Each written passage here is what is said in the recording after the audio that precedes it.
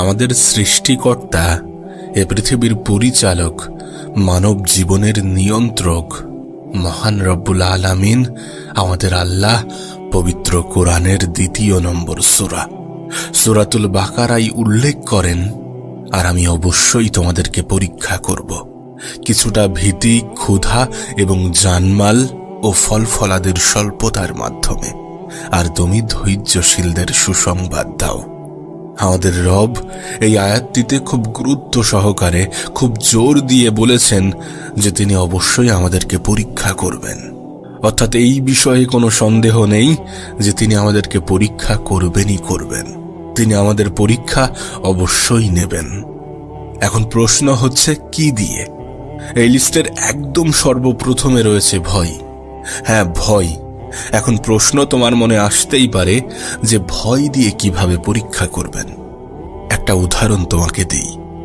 যেমন ধরো, তুমি তোমার রিজিক নিয়ে চিন্তিত, তুমি তোমার ইনকাম নিয়ে চিন্তিত, তুমি তোমার বিয়ে নিয়ে চিন্তিত, তুমি তোমার পরিবারের নিশ্চয়তা নিয়ে চিন্তিত, নিরাপত্তা নিয়ে চিন্তিত, তুমি তোমার অসুস্থতা নিয়ে চিন্তিত, তোমার জমি জমা নিয়ে চিন্তিত, তোমার খাদ্যের যোগান নিয়ে চিন্তিত। এই ধরনের বিভিন্ন বিষয় নিয়ে আপনি চিন্তিত, আপনি দিশেহারা, আপনি উদ্বিগ্ন। বিশ্বাস করুন, এগুলোর সবই আপনার ঈমানি পরীক্ষার অংশ। এইগুলো থেকে আপনার মনে একটা ভয় কাজ করে যে যদি এটা না আসে, যদি এটা না হয়, যদি এমন কিছু ঘটে যায়, নেগেটিভ কিছু ঘটে যায়, এই ধরনের নানা ভয় আপনার জন্য পরীক্ষা ছাড়া কিছুই নয়। হ্যাঁ, এগুলো প্রত্যেকটাই আপনার ঈমানি পরীক্ষার অংশ। আপনার হয়তোবা মনে হতে পারে যে আমি যেখানে বসবাস করি সেই স্থান ছাড়া পৃথিবীর অন্য সকল স্থানে মানুষ অনেক ভালো আছে। আপনার হয়তোবা মনে হতে পারে যে আমি যে দেশে থাকি সেই দেশ ব্যতীত অন্য সকল দেশের মানুষ ভালো আছে, সুখে আছে, শান্তিতে আছে, সুন্দরভাবে জীবন কাটাচ্ছে। কিন্তু প্রকৃত অর্থে বাস্তবতা এমনটা নয়। এ পৃথিবীতে এমন কোনো দেশ নেই যে দেশের মানুষ চিন্তাহীন, সমস্যাহীন, উদ্বিগ্নতা ছাড়া জীবন যাপন করছে। যদি আপনি একটু খেয়াল করেন, যদি একটু নোটিশ করেন, তাহলে দেখবেন পৃথিবীর সবথেকে উন্নত দেশগুলোই সবথেকে ভয়ঙ্কর চ্যালেঞ্জগুলির মুখোমুখি হয়ে থাকে। এখন প্রশ্ন হচ্ছে, আমাদের এত কিসের ভীতি, কিসের এত উদ্বিগ্নতা? যদি কোনো ম্যাচিওর, যদি কোনো প্রাপ্তবয়স্ক মানুষকে জিজ্ঞাসা করা হয়, ব্যক্তিকে জিজ্ঞাসা করা হয় যে আপনি কি নিয়ে এত চিন্তিত থাকেন, কি নিয়ে এত উদ্বিগ্ন থাকেন, দেখা যাবে সেই ব্যক্তি একটা বিশাল লিস্ট তৈরি করে ফেলেছে নিজের উদ্বিগ্নতা, দুশ্চিন্তা, মন খারাপ, টেনশন, দুঃখ, হতাশা নিয়ে। দেখা যাচ্ছে এই সকল কারণগুলো শেষ হয়েও শেষ হতে চাইছে না। এরপর সেই ব্যক্তিটিকেই যদি আবার প্রশ্ন করা হয় যে আপনি কতদিন যাবৎ এই ধরনের চিন্তা, এই ধরনের উদ্বিগ্নতা নিয়ে ভুগছেন, আমি নিশ্চিত ব্যক্তিটি হয়তোবা বলবেন যে এই তো 20 থেকে 30 বছর হলো। আচ্ছা, যদি প্রশ্নটা আপনাকে করি, যদি আপনাকে জিজ্ঞাসা করি যে আপনি কতদিন যাবৎ এই ধরনের সমস্যায় ভুগছেন, কতদিন যাবৎ দুশ্চিন্তা, মন খারাপ, উদ্বিগ্নতা, এই ধরনের সমস্যা নিয়ে ভুগছেন, তাহলে আপনার উত্তর কি হবে? হয়তোবা আপনি একটা দীর্ঘ সময়ের কথা উল্লেখ করবেন। এরপর যদি আপনাকে জিজ্ঞাসা করা হয় যে এত চিন্তা বা উদ্বিগ্নতা নিয়ে এত দীর্ঘ সময় আপনি কিভাবে অতিবাহিত করলেন, কে আপনাকে দেখে রেখেছেন এই কঠিন, এই খারাপ সময়টিতে, উত্তরটা কিন্তু আমরা সকলেই জানি। তিনি আমাদের সৃষ্টিকর্তা, তিনি এ পৃথিবীর পরিচালক, তিনি আমাদের জীবনের নিয়ন্ত্রক, মহান রব্বুল আলামিন, আমাদের আল্লাহ। আমি নিশ্চিতভাবে বলতে পারি আপনি বর্তমানে যে পরিস্থিতিতে আছেন সেই পরিস্থিতি আপনার অতীতের থেকে নিশ্চিতভাবে ভালো। কিন্তু অবাক করা বিষয় হচ্ছে আপনি এখনো চিন্তামুক্ত হননি, বা আপনার উদ্বিগ্নতা, ভীতি এগুলো কিছুই কাটেনি। তবে একবার ভেবে দেখুন, যখন আপনার কিছুই ছিল না তখনও আপনি উদ্বিগ্ন ছিলেন, তখনও আপনি মন খারাপ করতেন। এখন আপনার সব কিছু আছে, এখন আলহামদুলিল্লাহ আপনার অনেক কিছু হয়েছে, আপনি অনেক কিছু পেয়েছেন, অর্জন করতে পেরেছেন, কিন্তু তারপরেও আপনি উদ্বিগ্ন, আপনি মন খারাপ করেন, আপনি চিন্তিত, আপনি টেনশন করেন। কিন্তু কেন?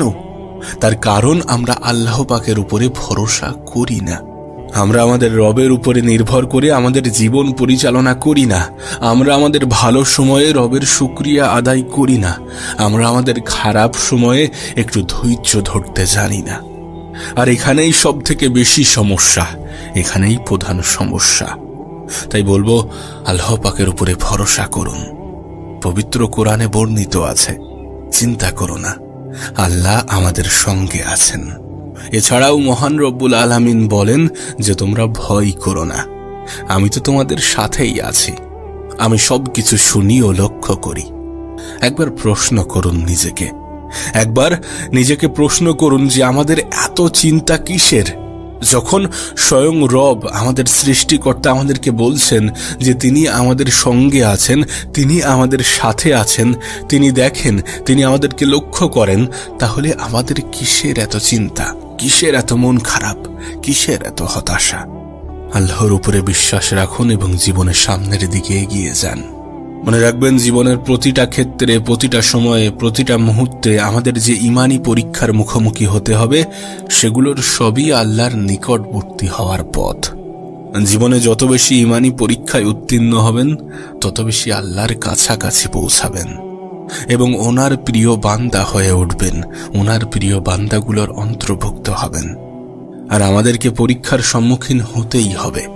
মনে রাখবেন, জান্নাত এবং পৃথিবী এক নয়।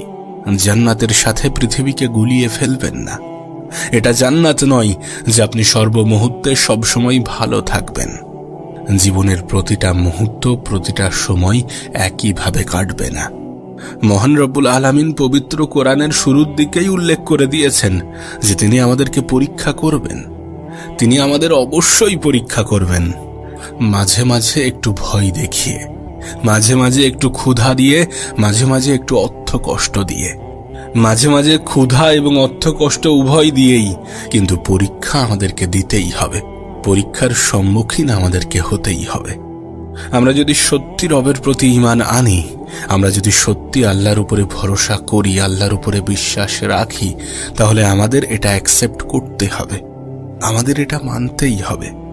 আপনি হয়তোবা অনেক অর্থের মালিক, অনেক সম্পদের মালিক, কিন্তু আল্লাহ পাক নিমেষেই সেই সম্পদ, সেই অর্থ কেড়ে নিতে পারেন। হতে পারে আপনি চুরি বা ডাকাতির শিকার হলেন, বাসায় আগুন লেগে গেল, অথবা ভূমিকম্পে আপনার বাড়ি ভেঙে তছনছ হয়ে গেল। আপনি হয়তোবা ভাবছেন, এগুলো কি হলো? আমার এত কষ্টের সম্পদ নিমেষেই তছনছ হয়ে গেল, আমার সাথেই কেন হলো? আমার জীবনেই কেন হলো? আমিই বা কেন?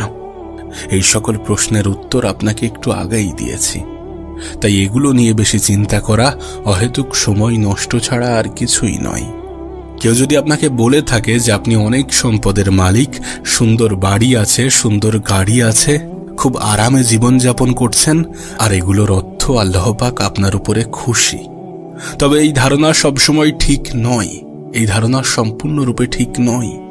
অনেক সময় আমাদের আল্লাহ আমাদেরকে সম্পদ দিয়ে পরীক্ষা করেন, আবার অনেক সময় আমাদেরকে সেই সম্পদ কেড়ে নিয়ে। আর এই পরীক্ষার জন্যই আমাদেরকে পৃথিবীতে পাঠানো হয়েছে। তাই পরীক্ষা তো দিতেই হবে। মনে রাখবেন, আপনি হয়তোবা বিপদের মধ্য দিয়ে জীবন কাটাচ্ছেন, আপনি হয়তোবা খারাপ সময়ের মধ্য দিয়ে জীবন কাটাচ্ছেন, আপনার জীবন হয়তোবা কঠিন সময়ের মধ্য দিয়ে অতিবাহিত হচ্ছে, কিন্তু আপনার থেকেও কঠিন সময়ের মুখোমুখি এ পৃথিবীর অনেক মানুষ হয়েছে বা হচ্ছে। আপনার থেকেও খারাপ জীবন এ পৃথিবীতে অনেক মানুষ কাটিয়েছে, কাটাচ্ছে বা কাটাবে। আপনার থেকেও কঠিন পরীক্ষা এ পৃথিবীর অনেক মানুষ দিয়ে চলেছেন। তাই সর্বদা রবের দরবারে শুকরিয়া আদায় করুন, সর্বদা আল্লাহর শুকরিয়া আদায় করুন এবং জীবনের যে কোনো মুহূর্তে, যে কোনো সময়ে রবের উপরে ভরসা করে জীবনে অগ্রসর হওয়ার চেষ্টা করুন। আমাদের রব, আমাদের আল্লাহ আমাদেরকে ঈমানি পরীক্ষায় উত্তীর্ণ হয়ে আল্লাহর নৈকট্য লাভের তৌফিক দান করুক। আমিন।